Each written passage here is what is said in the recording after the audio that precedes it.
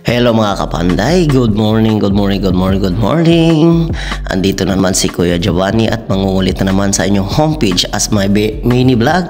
Ito po ang lagi namin ginagawa everyday po. Kailangan pa natin magsikap, kumayod para sa ating bright future. At hindi lang naman po tayo magsisikap para sa ating sarili. Siyempre may mga mahal din tayo sa buhay, may mga anak tayo, may asawa tayo, may pamilya tayo. At hindi lang ang sarili nating pangangailangan, ang kailangan nating pagtugunan sa araw-araw ay siyempre kailangan din nating magsikap para sa kinabukasan po ng ating mga mahal sa buhay. At ito nga pala yung ginagawa namin everyday dito sa bansa New Zealand dahil kampentero po kami.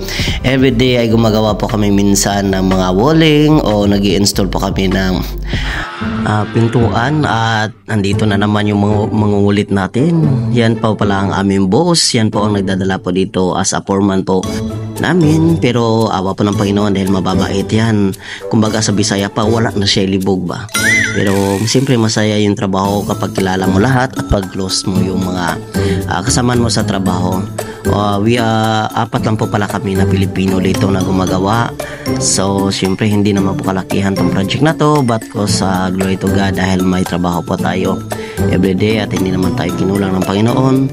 So kung nakikita nyo po ay chine-check po ng ating boss ang ating gawa. So may advice po siya kung ano po ang gagawin o ano pong ipapa-adjust niya, dahil may pinapagawa po siya sa akin dyan na malapit sa may pinto at pinapalagyan din po niya ng timber sa loob po o kahoy para po pang sangga po na hindi gumagalaw po ang ating bowling.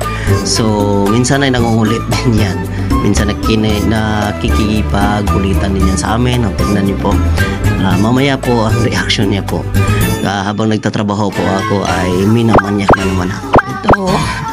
Minsan sinagiging manyakis din yung mga tao yan. So yun lang po at salamat po sa vlog na ito na may magustuhan nyo po. Next time po ay magbablog po tayo. Pasensya na po dahil ito po ay katuwaan lamang. Thank you po.